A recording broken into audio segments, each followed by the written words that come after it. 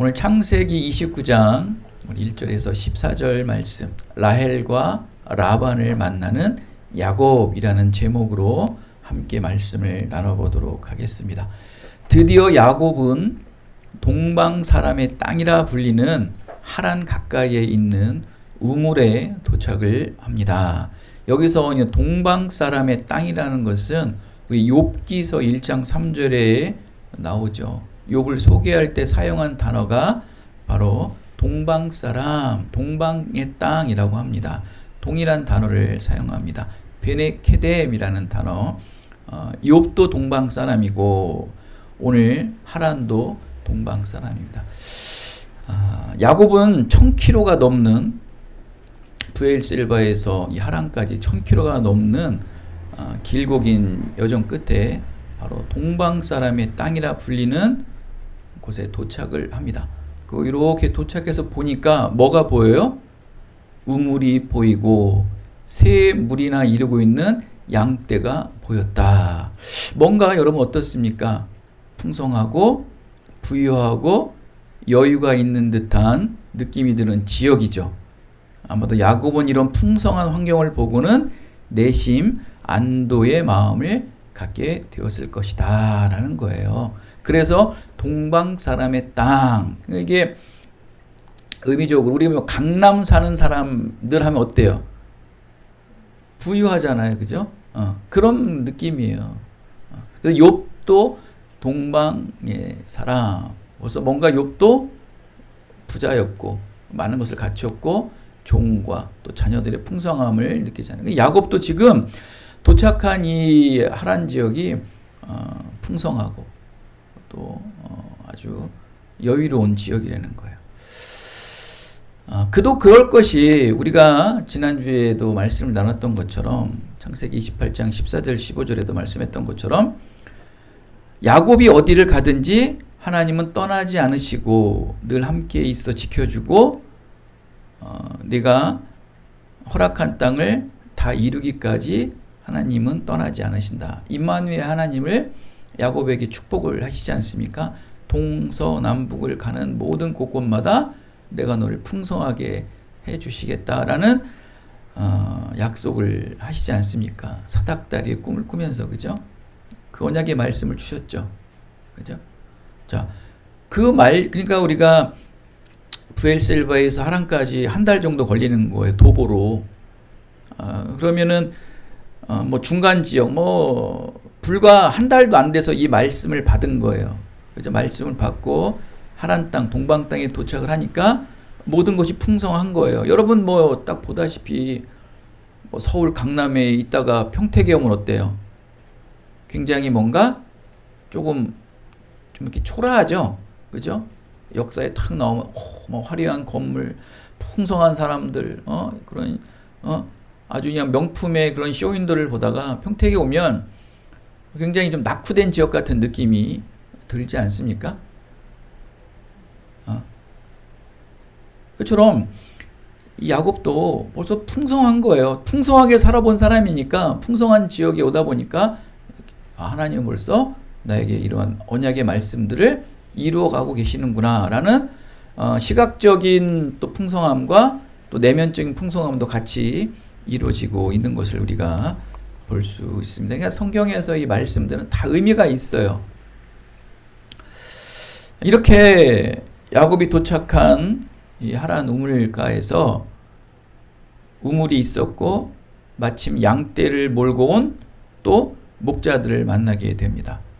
참 기가 막힌 일들이 착착 이루어져요. 마침 우물이 있었고 마침 양떼가 있었고 마침 하란에서 온 목자들이 있었는데 마침 그들이 야곱이 찾는 삼촌 라반을 너무나 잘 알고 있었던 사람들이에요. 지금 딱딱 떨어지죠. 물이 있었고 풍성한 양이 있었고 라반을 잘 알고 있는 사람들을 만났다. 우연일까요? 여기까지는 우연이라고 얘기할 수 있습니다. 그러나 우리는 이걸 하나님의 섭리라고 하죠. 여러분 우연일까요? 섭리일까요? 섭리죠. 근데 여기까지는 세상 사람들도 다 이런 경험을 해서 딱 갔더니 됐고 찾았고 이룰 수 있어요. 근데 여기서 우연과 섭리를 구별할 수 있는, 확정 지을 수 있는 결정적인 일이 하나 터집니다. 바로 야곱과 목자들이 이야기를 나누고 있을 때 마침 라반의 딸 라헬이 운명적으로 우물가로 오고 있는 거예요. 여러분, 라헬이 누구입니까? 야곱의 가장 사랑하는 여인이 라헬이에요. 야곱은 사랑하는 이 라헬 때문에 억울한 결혼도 또 억울한 종살이도 마다하지 않고 기쁨으로 7년을 감행한 사람이 바로 야곱이에요. 그 앞으로 그의 모든 인생 삶의 사랑하는 동반자가 지금 바로 우물가에 나타나고 있는 거예요. 마침 우물이 있었고, 마침 양떼가 있었고, 마침 라반을 낳는 목자들이 있었고까지는 우연이지만 결정적인 하나님의 섭리라는 것을 말씀하는 것은 바로 운명적인 라헬이 오고 있었다. 여러분, 그 라헬이 누구입니까? 야곱이 가장 사랑하는 여인이며 가장 사랑하는 자녀인 베냐민과 야곱을 낳는 어머니가 되지 않습니까? 그 사랑하는 아내가 낳은 사랑하는 자녀들. 이 정도의 만남이면 여러분, 우연이라고 하기 너무 약하지 않을까요? 이게 과연 우연일까요? 앞에 있었던 소소한 일들은 우연일 수 있어요. 그러나 운명적인 만남을 갖는 라헬, 이것도 우연이라고 할 수 있을까요? 이건 우연이라는 단어가 좀 약하죠. 이거는 하나님의 예정된 섭리의 만남이다. 하나님이 계획하시고 뜻하신 예정된 섭리가 아니고서는 이러한 일들이 착착착착착 이루어질 수가 없다. 여러분도 지금까지는 우연으로 살을 수 있어요. 갔더니 잘 됐고, 갔더니 합격했어요. 근데 거기서 어떤 일이 일어나야 돼요? 여러분의 운명을 바꿀 수 있는 획을 긋는 만남, 획을 긋는 일들이 여러분에게 터져야 돼요. 그러면 여러분, 그걸 과연 우연이라 할까요? 내가 이력서를 넣었더니 그곳에 취업이 됐어요. 취업했더니 좋은 부서에 빠졌어요. 거기까지는 우연이라고 그러죠. 근데 거기서 운명적인 만남을 가져요. 또 운명적인 일들이 터져요. 그걸 여러분 우연이라고 할 수 있냐는 거죠. 라헬의 만남은 철저한 하나님의 예정된 섭리예요. 이 앞에 우연이라는 것은 슬그머니 꼬리를 내리기 시작합니다. 이렇게 하나님의 예정된 섭리는 너무나도 순조롭게 술술술 이뤄가요. 외산촌을 보지도 못했고 가본 적도 없는 막막함 속에서 도착한 지역에 우물, 또 양떼, 목자들, 또 삼촌 라반을 잘 아는 사람들, 정말로 술술 풀리지 않나요? 그래서 결정적인 한방, 두 명의 딸 중에 레아도 아니고 하필 라헬이 나오냐는 거예요. 이건 여러분 우연이 아니라니까. 레아도 나올 수 있잖아요. 왜 라헬이 야곱 앞으로 걸어오고 있냐는 거. 여러분도 먼저 대학생을 하셨지만 여러분 첫 수업 때 좀 서먹서먹하죠. 그죠? 첫 시간 때 이렇게 가면은 오리엔테이션 할 때 보면 그냥 얼굴도 모르고 막 오면서 여러분이 앉는 자리가 있어요. 그러면 학기 말에도 어디 앉고 있던가요? 희한해요. 그죠? 특별하지 않으면 거의 거기 앉아요. 그래요, 안 그래요? 사람이 다 그래요. 그만큼 뭐예요? 처음 만남이 너무 중요한 거예요. 하나님은 레아가 아닌 라헬을 야곱에게 보여줘요. 하나님께서 무엇인가를 항상 이루실 때 뭐라고 그러셨어요? 항상 먼저 보여주시고 경험하게 하신다고 그랬지 않았습니까? 라헬을 보여줍니다. 이렇게 하나님의 섭리, 하나님의 예정된 섭리는 언제나 가장 정확할 때에 정확한 방법으로 인도해 주십니다. 이는 바로 조금 전에도 말씀드렸던 것처럼 창세기 28장 베델에서 만난 하나님, 거기서 말씀은 축복의 야곱으로 말씀하신 그 말씀이 이루어지는 거예요. 야곱이 어디를 가든지 나 하나님은 떠나지 않고 너와 늘 함께 있어 지켜주고 내가 내게 허락한 걸 다 이루기까지 하나님은 떠나지 않겠다라는 말씀이 야곱에게 이루어지고 있는 거예요. 자, 드디어 라헬과의 운명적인 만남을 갖습니다. 창세기 28장 1절 2절 말씀에서 이삭은 야곱에게 가나안 사람 딸들 중에서 아내를 맞이하지 말고 외삼촌 라반의 딸 중에서 아내를 맞이하라는 당부의 말씀을 듣고 그 긴 거리를 향해서 나아갔죠. 지금 야곱이 하란에 사는 삼촌 라반에 가고자 하는 이유는 라반의 일을 도와주려고 가는 것도 아닙니다. 또 오래 떨어졌던 친척을 만나러 가는 것도 아닙니다. 오직 그의 아버지, 믿음의 아버지 이삭이 말한 말씀을 이루고 성취하기 위해 그가 온 거예요. 그의 모든 목적은 오직 결혼이에요. 삼촌 라반의 자녀와 결혼하기 위해 그는 그 1000km나 되는 길을 마다하지 않고 왔고 또 그 중간에 베델에서 하나님을 만났고 그리고 거기서 언약의 말씀을 들었던 거예요. 그런 야곱이 우물에서 만난 목자들에게 말합니다. 나의 삼촌 라반은 그러면 지금 평안하느냐? 이 말씀에 굉장히 의미가 있습니다. 그 목자들은 분명히 삼촌 라반을 잘 알고 있다고 그랬잖아요. 그래서 그러면 우리 삼촌은 평안하느냐? 여러분도 그렇게 물어볼 수 있죠. 우리 고모는 평안하십니까? 우리 뭐 조카 예본이를 만나가지고 우리 고모 잘 지내세요? 고모부 잘 지내세요? 마리를 만나면 마리에게 뭐라고 그랬어요? 그럼 우리 큰아버지 잘 지내세요? 그건 당연한 거죠. 야곱도 마찬가지로 라반을 딱 만나서 샬롬, 우리 라반은 삼촌 라반은 평안합니까? 근데 여러분 야곱이 목자들에게 삼촌 라반이 평안하느냐라는 물어본 저희가 있어요. 왜냐하면 삼촌 라반의 건강, 재산 모든 상황들이 괜찮냐라는 것이거든요. 그 평안하냐라는 말 속에는 야곱이 삼촌 라반의 집에 머물만 한지를 묻는 의도가 있는 거예요. 그리고 그의 자녀들, 그러니까 딸들이죠. 그 들었던 딸들이 삼촌이 잘 살아야지만, 삼촌이 평안해야지만 그 자녀들도 평안하게 잘 자라고 있을 거 아니에요. 그러니까 라반은 평안하느냐라는 그 말 속에는 누구의 평안이 있는 거예요? 정말 삼촌 라반의 평안을 기원하는 겁니까? 아니면 야곱 자신의 평안을 바라고 있는 건가요? 바로 자기 자신 야곱이 평안하길 바라는 거예요. 왜? 내가 앞으로 여기서 머물 거니까 좀 잘 사는 집에서 지내면 좋겠고, 그리고 잘 사는 집에서 부유하게 자란 딸들이 있었으면 좋겠고, 그래야 나와 결혼하기에 딱 맞으니까. 그죠?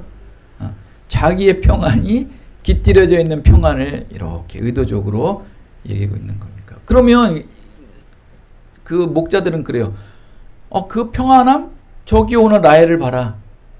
저기 양들을 끌고 오는 라헬을 보면 너희 삼촌이 평안한지를 알 수 있겠다라고 얘기를 합니다. 그러면서 그 목자들이 그러죠. 저기 라헬을 보면 알 것이다 하면서 저기 라헬이 온다 그래요. 저 라헬을 보면 너희 삼촌이 얼마나 지금 부유하고 저 딸들을 잘 키우는지를 보면 알 것이다 라는 의도가 있는 거예요. 야곱은 아직까지도 미숙한 신앙, 아직 생각이 짧은 인간적인 소견들이 많이 묻어져 있죠. 이제 라헬이 온다는 그 목자들의 말을 듣고 갑자기 야곱은 마음이 조급해졌어요. 왜냐하면 지금 그의 모든 목적은 뭐였어요? 오직 라반의 딸들과 결혼하는 거 아닙니까? 그런데 그 조카 라반의 딸이 온다는 거예요. 그니 그의 마음이 어때요? 여러분이 뭐 소개팅 나가면은 막상 소개팅 나갈 때 마음이 졸여요, 안 졸여요? 그것처럼 지금 자기가 결혼을 해야 될 그 삼촌 라반의 딸이 온다니 조급해지지 않아요. 막 설레이기 시작해요. 약간 과한 행동을 합니다. 라헬을 만나자 말자 막 울기 시작해요, 막. 이걸 봤을 때 약간 오버페이스를 하죠. 그만큼 마음이 조급했던 거예요. 그리고서 막 그 라헬이 오기 전까지 막 그러는 거예요. 그 목자들에게 자기가 뭐라고?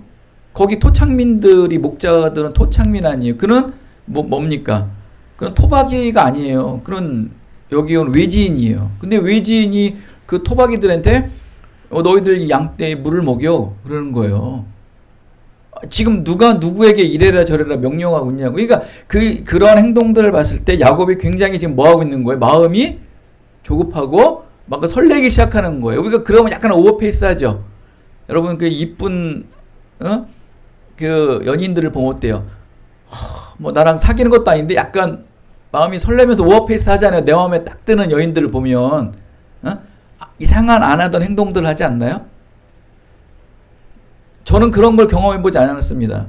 왜냐하면 항상 여자들이 저를 좋아했기 때문에 항상 이 여자들은 저를 보면은 이상한 행동들을 해요. 왜? 나를 좋아하니까. 이거 막 웃어야 되는데 안 웃네. 왜 인상을 더 쓰세요? 사람이 그래요. 약간 좋아하는 사람, 내 마음에 드는 사람들 보면 약간 평소의 행동보다 약간 이렇게 돌출되는 행동들을 할 때가 있어요. 야곱이 지금 그러는 거예요. 아니 지금 구르는 돌이 박힌 돌을 뺀다고 수십 년 동안 거기서 양을 먹이고 키웠던 그 목자들 앞에서 먼저 물을 먹이려는 거예요. 참 뭐가 잘못되는 거죠.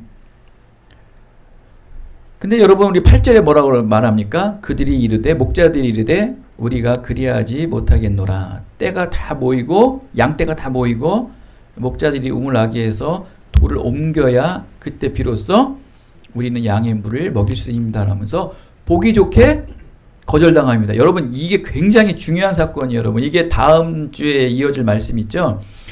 야곱이 결혼을 하는데 처음에 누구랑 결혼을 해요? 레아와 결혼하잖아요. 근데 그 결혼은 그 속인 결혼 아니에요. 근데 그 라반 지역 있잖아요. 라반 지역이네. 그 하란 지역, 밧단아람의 지역은요. 이렇게 양떼를 키울 때도 순서가 있어요. 항상 모여야 되고 먼저 온 사람부터 순서대로 먹이는 이 규칙이 있어요. 이게 관습이에요. 문화예요. 이게 하란 땅에. 이 동방 땅의 문화예요. 근데 이 문화를 무시하기 시작하는 거예요. 지금 야곱. 그러니까 굉장히 큰 거니까 험악한 세월을 살아갈 수밖에 없는 야곱의 굉장한 이게 모순된 행동이거든요. 작은 것 같지만 굉장히 큰 거예요. 보기 좋게 이 목자들에게 거절을 당해요. 하란의 문화와 관습을 몰랐기 때문에 야곱은 좀 더 신중하지 못한 경솔한 행동을 해요. 그의 험악한 세월의 시작을 알리는 징표예요, 징표. 결국 이 하란 땅의 문화를 몰랐기 때문에 이러한 가장 그 저급한 목자들에게도 어떻게 보면 우리가 까임을 당한다고 그러지 않습니까? 까임을 당해요. 가장 낮은 부류에게 까임을 당해요. 그럼 누구에게도 까임을 당합니까?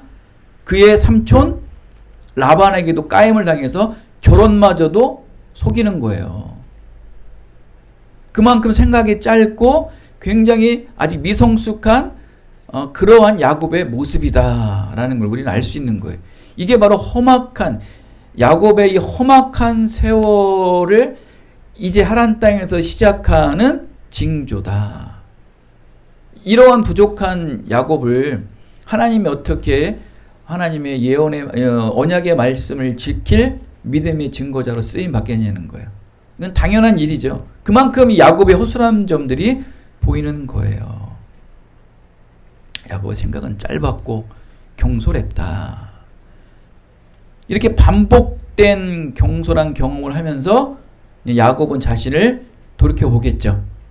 야곱은 어땠을까요? 나중에 들판에서 양떼를 키우면서 내가 처음에 하란 땅에 와서 목자들에게 왜 그랬지? 그냥 그들의 관습을 좀 지켜보고서 나중에 말을 해야 되는데 내가 왜 그랬지 하면서 그러니 내가 이렇게 그 지역의 그 문화를 모르고 관습도 어겼던 것처럼 나는 형 에서를 지치고 또 아버지 이삭을 속여서 그 장자권을 뺏은 나 아니냐? 하사 나는 관습과 또 문화와 어떤 규칙과 규범도 어기는 나였던 거 아니냐 하면서 자신을 돌이켜보는 하나의 일이 되는 거예요. 응? 그죠? 고생을 하면서 그랬을 거 아니에요. 나도 그랬지. 형 에서에게 팥죽을 주고 뺏고 또 어머니의 말을 듣고 형 에서의 그런 모습으로 변장해서 아버지를 속여서 축복권을 뺏는 나. 문화를 뒤집고 관습을 뒤집고 그러한 정통을 뒤집었던 나. 나는 어쩔 수 없는 야곱일 수밖에 없구나. 여러분도 그렇지 않나요? 가정의 어떠한 법도를 어기고 또 교회의 어떠한 규칙을 어기고 또 사회의 규범들 어기고 또 문화를 타문화를 이해하지 못하고 여러분의 문화로 억지로 그런 것들을 바꾸려 하는 게 있지 않아요? 응? 여러분도 본인도 어기면서 남들 모든 것들을 바꾸려고 하는 그러한 경솔한 행위들, 그런 것들이 그리스도인들이 그런 것들이 세상 속에서 많은 모순점을 보이면서 세상 사람들에게 욕을 먹이는 거예요.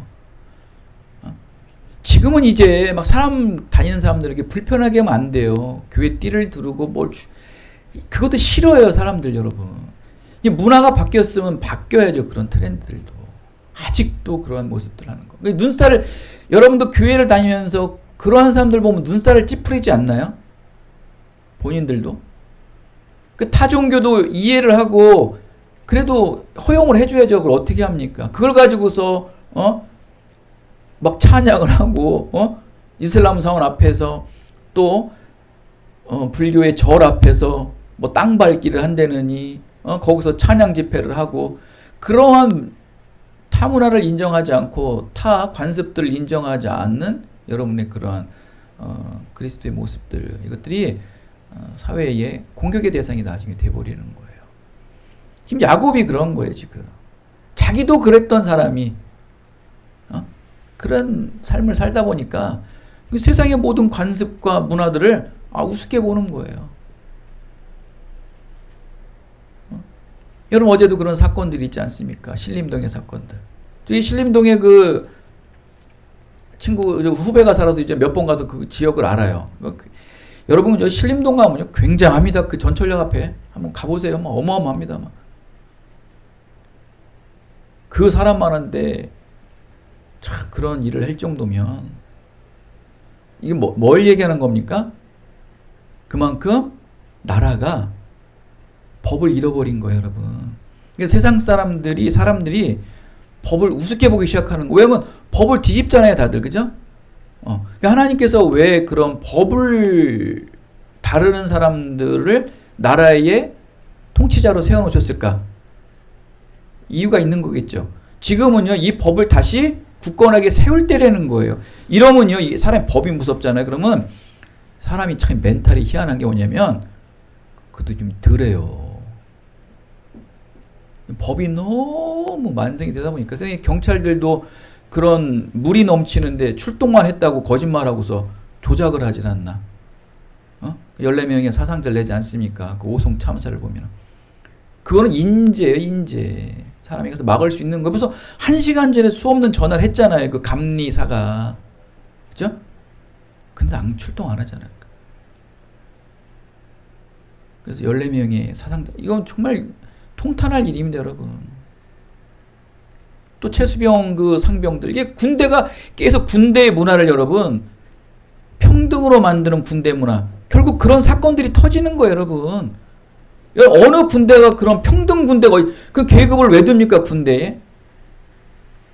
그런 법을 자꾸 평등이라는 것으로 무마시키는 말이면서 사회가 혼란하게 되는 거예요.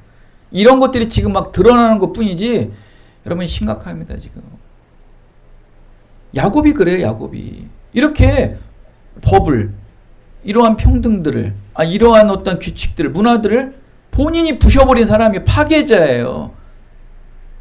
그거는 도로 자기가 밟게 되는 거겠죠.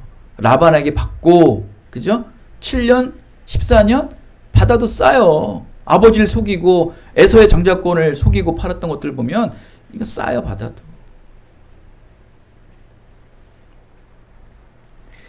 여러분, 오늘 이 하나님의 예정된 섭리인 야곱이 하란의 우물가에 도착해서 라헬을 만나는 장면을 우리 그려보면 유사한 장면들이 여러분 기억나지 않습니까? 아브라함의 종이 리브가를 우물가에서 만났던 장면과 비교되고요. 또 모세도 우물가에서 십보라를 만나는 장면이 너무 똑같아요. 우물가에서 만나고 또 그 여인들은 하나님의 종들을 만남을 통해서 또 자기 부모나 또 오빠나 데려와서 만나게 하는 모습들. 아브라함의 종은 창세기 24장에 우물에서 물을 기르러 나오는 리브가를 만났고, 모세는 출애굽기 2장에 미디안 광야의 우물 곁에서 양떼를 끌고 나오는 십보라를 만났다. 하나님의 이 예정된 섭리의 패턴은 야곱이 라헬을 만나는 장면도 크게 그 장면과 너무 유사해요. 그러니까 출연진만 바뀌었지 내용은 똑같지 않나요? 그죠? 리메이크한 무슨 어떠한 영화 같은, 드라마 같은 거. 그리고 우리 영화나 드라마 보면 많이 본 듯한 장면들이 있잖아요. 그러면 예전에 뭐 어떤 감독이 했던 것들을 쓰는 경우가 있어요. 근데 우리가 뭐 말하는 그 박찬욱 감독 같은 사람들은요, 그래서 이 사람이 천재라는 이유가, 극찬받는 이유가 뭐냐면, 절대로 예전에 있던 영화들이 구현했던 장면들은 똑같이 하지 않는데요. 그래서 사람들이, 외국 사람들도 마찬가지고 국내 이런 문화, 이런 영화 평론가들도 놀라는 거, 천재다. 중복되는 영화의 이미지가 없대요. 그냥 그 사람만의 독특한 장면들이 있대요. 그래서 박찬욱을 천재라고 그러는 거예요. 딱 봐도 저 어디서 봤던 장면인데 연상이 안 돼요. 한번 생각을 해보세요. 그게 박찬욱이 특이하대요. 근데 이 지금 하나님의 이 믿음의 증인들의 결혼은요, 너무나 유사해요. 아주 뭐 판박듯이 똑같아요. 자, 왜 성경은 이처럼 믿음의 증인들이 아내를 얻는 유사한 결혼 과정을 반복해서 동일하게 기록을 하고 있을까? 시대와 상관없이, 그죠? 환경에 상관없이 왜 이렇게 비슷할까? 이렇게밖에 하지 못할까, 하나님은? 우리는 이렇게 이 일을 보지 말고요.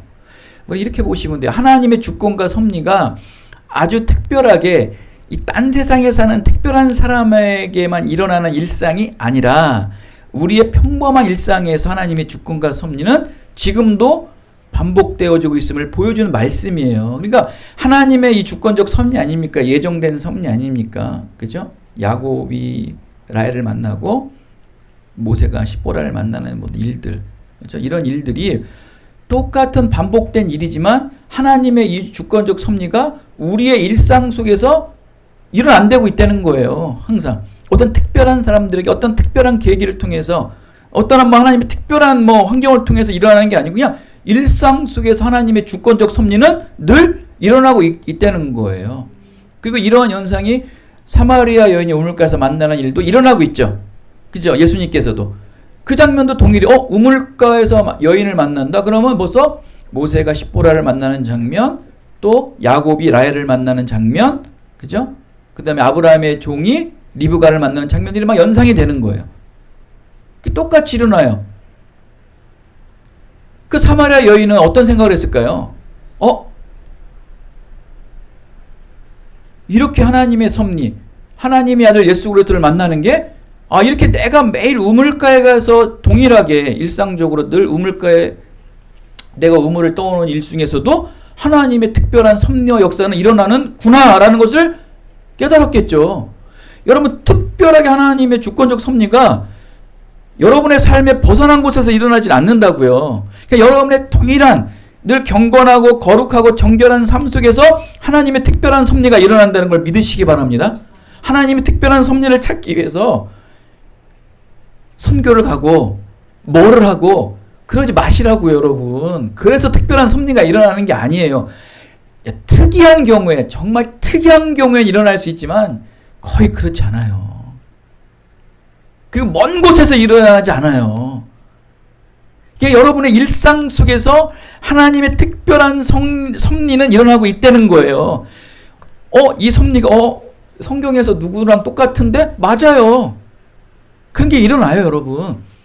어떤 목사님 교회가 그렇게 일어났는데? 맞아요. 그렇게 일어나요. 그 교회가 늘 하나님 앞에 기도하고 하나님 앞에 온전히 예배 드려서 그러한 일들이 그들의 모든 일상에서 일어났던 것처럼 우리의 모든 일상도 예배와 말씀과 기도 속에서 일어날 것이고 일어납니다, 여러분. 하나님의 은혜는 왜 없을까? 특별하게 찾지 마시라고요. 그냥 하나님의 믿음의 증거자들이 사용했던 걸 사용하시면 돼요.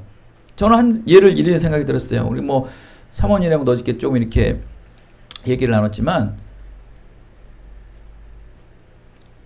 사모님이 정말 거기서 그 사람들을 전도하려면요. 지금 사모님은 거기서 그 사람 그만두지 못하는 이유가 여러 가지 중에 하나가 뭐냐면 사모님이 그만두면 그 팀은 해체가 돼야 된대요. 그쵸? 해체 안 돼요? 사모님 없으면 그 노래 할 사람이 누가 있어요? 말을 의도를 모르시는구나. 충격이 있겠죠. 누구 다른 사람이 섭외하고 오긴 오게 나중에. 그러면 제가 만약에 저 같으면은 그만둔다고 자르겠어요. 우리 남편 목사님이 예배와 그것 때문에 안 되니까 그만두래. 자, 그때 그들의 반응이 어떻게 나올지 한번 보시는 거예요. 이거 하나님의 역사하시는 거예요. 그럼 언니 잘 가요. 이렇게 할 수 있고, 뭐 그럼 안 되지. 우리가 가서도 예배 드릴 테니까는 언니 그만두지 마세요. 라고 그럴 수 있는 거예요. 그러한 결단이 제가 저번 주에 그랬죠. 결단하시라고 그랬죠. 결단이 굉장히 중요해요. 결단이 중요하다고. 결단하세요. 결단. 때가 되면 하면 결단할 때가 돼야죠, 여러분. 던지는 여러분, 하나님 쓰시는 거예요, 하나님이. 자, 이제 이렇게 하나님의 놀라운 섭리가 이렇게 결혼 과정을 통해서 평범한 일상 속에서도 언제나 일어날 수 있다는 일을 반복해서 말씀을 하고 계시면서 이제 라헬이 그 삼촌에게 말을 합니다. 가서 이제 이런 조카가 왔다. 이게 만약 라헬은 그냥 막 뛰어갔겠죠. 13절 한번 읽어볼까요? 라반이 그의 생질 야곱의 소식을 듣고 달려와서 이거 재밌습니다. 안고 입 맞추고 자기 집으로 인도하여 드리니. 오늘 이 13절 말씀 잠깐 좀 축약해서 말씀을 드리고 오후에 또 이어서 말씀을 드리겠습니다. 시간이 없어서. 야곱의 소식 왔다는 소식을 듣고 달려가고 영접하고 안고 입 맞추는 거예요. 아니 풀세트예요. 영접의 풀세트. 듣고 달려와서 영접하고 안고 입 맞추고. 여러분도 만약에 이렇게 환대를 받으면 얼마나 좋을까요? 여러분이 온다는 소리를 누가 듣고 막 달려와서 영접하고 여러분 안고 입 맞추는 거예요. 여러분 너무 환대가 커서 이제 몸둘 바를 모르겠습니다 할 정도로. 그래서 지금 라반이 그런 거예요. 그리고서 또 라반은 어떤 말을 하는지 아십니까? 그러니까 야곱에게 너는 참으로 내 혈육이다. 언제 봤다고? 이 문헌을 보면요. 야곱이 이 라반을 만나니, 그러니까 라반이 야곱을 만나니 시간이 97년이 지났대요. 97년. 예, 자기 동생 리브가가 결혼을 했을 때 그 엘리에셀이라는 종이 왔잖아요. 그죠? 그때 그 시간하고 지금 야곱의 시간이 97년이 지난 시간이, 거의 100년이 지난 시간에 라반은 막 그냥 이렇게 내 혈육이다 하면서 막 약간 지금 오버페이스 하는 것 같지 않나요? 막 달려가서 안고 입 맞추고 그다 내 혈육이다 하면서 막 호도하는 모습들 봤을 때 친가도 아니고 외가 쪽 아닙니까? 또 어떻게 보면은. 근데 여기에 라반의 숨은 의도가 있어요. 왜냐면은 97년 전에 아브라함의 종 종이 왔을 때 결혼 지참금으로 10필의 낙타에 10마리의 낙타에 그 위에 금은보화를 다 실어고 왔어요. 이게 창세기 24장에 나오는데 이게 결혼 지참금으로 가져온 거예요. 그때 라반은 뭐로 살아가기 시작했을까요? 부자의 삶을 시작한 거예요. 아니 10필의 낙타 위에 금은보화가 올라가 있다. 와, 한 마리만 올라가도 딱 봤을 때, 야, 어떤 생각이 드나요? 야, 라곱의 인생은 꼬였다. 저 보통이 넘는 삼촌 라반 밑에서 14년을 있어? 야, 제 인생 꼬였다가 나올까 안 나올까요? 야, 이 진짜 험악한 인생이 시작했구나. 보통 사람이 아니어서, 우리가 속된 말로 말하면 보통 놈은 아니에요, 라반이. 그리고 그 양을 키우는 목자들이 라반을 잘한다고 나와요. 보통은 아니죠. 방구나 끼고 다니는 사람이고 어디 가서 행세 좀 하고 다니는 사람이라는 거예요. 라반이 이렇게 나가서 오바한 거는 97년 전을 생각했겠죠. 얘가 지금 우리 매형이 굉장히 거부가 됐다는데, 얘가 또 뭔가 결혼하고 오면서 뭔가 또 지참금을 어마어마하게 가지고 왔나? 이런 의도가 있는 거예요, 지금. 라반의 의도는. 왜? 한번 받았던 경험이 있잖아요. 야, 이 노년에도 또 이 복을 주신 하나님께서 하면서, 라반은 야곱을 막 환대하는 거예요. 막 입을 맞추고 그냥 내 혈육이다 하면서 막 그냥. 근데 이렇게 막 안아주면서 막 이렇게 포옹을 하는데, 애가 몰골이 안 좋아. 이거 상태가 안 좋은 거야, 애가. 그래서, 만지면서 막 만졌겠죠. 뭐 좀 넣지 않았나 하면서 이렇게 주변도 보고, 혼자 왔나? 이렇게 해봤는데, 혼자 온 거야. 그래서 라반이 뭐라고 얘기합니까, 바로? 야, 우리 집에 머무는데 좀 한 달만 머물러 봐. 하면서 한 달이라는 기간을 딱 정해버려요. 이건 무슨 의도가 있을까요? 좀 지켜봐야겠다. 좀 봐야겠어. 라반이 이걸 보면서 벌써 보통 사람은 아니다. 근데 여기서 결정적인 실수를 합니다. 험악한 세월을 살 수밖에 없는 야곱의 결정적 실수 두 번째. 바로 뭡니까? 13절에 나와요. 야곱이 한번 찾아보실까요? 자기의 모든 일을 라반에게 이거는요 굉장한 결정적인 실수예요. 지금 라반은 어떤 사람이라고요? 보통이 넘는 사람이다. 여러분을 주물를 사람이라는 거예요. 그런 사람 앞에 자기가 있었던 모든 일 얘기는 뭡니까? 에서를 속여서 왔고 아버지 이삭으로부터 거짓과 속임을 통해서 이렇게 왔습니다. 그러면 라반은 어떤 생각을 할까? 너 그럼 빈털털이네? 무일푼이네? 그 아버지 이삭의 어마어마한 재산도 못 받았네? 그게 계산될까요, 안 될까요? 이걸 말하지 마. 그래서 혹시도 모르니까 뭐 어떤 서찰 같은 거라도 가지고 오지 않았을까 하면서 야곱을 한 달 동안 두게 한 거예요. 그래도 거부의 부잣집 아들 아니에요. 이걸 다 털어버리는 거예요. 그래서 여러분들한테 제가 말씀드리는 게, 여러분들에게 잘하는 사람, 여러분들에게 간슬기를 다 빼주는 사람일지라도, 아니 친척일지라도 절대 여러분의 가정 얘기, 여러분 개인사 얘기를 하면 돼야 한대요. 하면 돼야 한대요. 하지만 그게 다 여러분의 단점으로 잡히는 거예요. 제가 그래서 좀 우리 자녀들한테 그런 얘기를 잔소리 아닌 잔소리도 많이 한 거예요. 그래서 하지 말라는 거예요. 이 철없는 야곱이 다 얘기해버리는 거예요. 결국 이 라반은 그걸 보고 어떤 결정을 내려요? 얘 개털이네. 얘 아무것도 없는 놈이네. 사람을 평가하는 기준이 되어버리는 거예요. 사람의 어떠한 그 아픈 과거와 좀 이렇게 슬픈 일들을, 이것을 뭐 동조하고 안아주고 위로해주는 게 아니고, 이거를 뭐야? 이 사람을 평가하는 기준으로 내리는 거예요. 굉장한 게. 우리가 좀 그렇게 조심하셔야 돼요. 지금까지 그랬다면 앞으로 여러분 그렇게 사시면 안 돼요. 절대로.